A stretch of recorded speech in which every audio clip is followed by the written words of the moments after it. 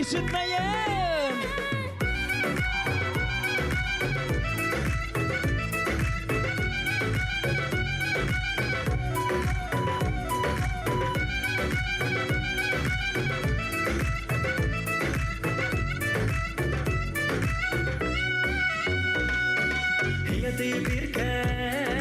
Olmayan yerden Gündehini gören Uğraşır bilmiken Tatlı yerinde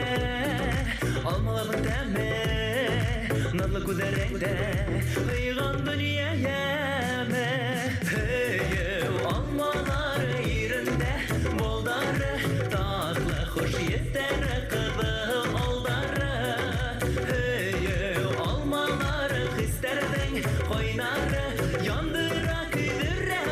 aşık yandırdı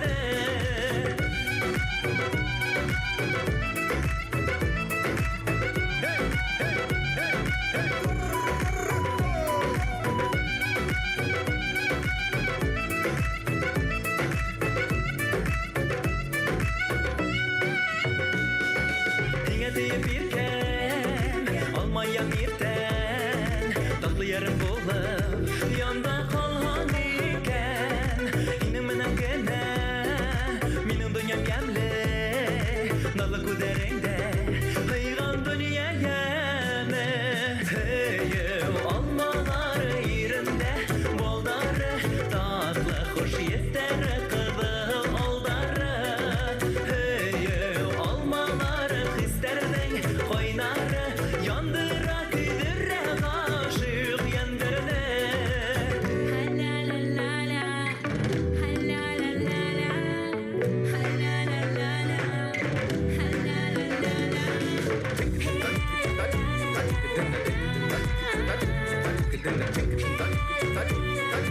Gençler işitmeyin.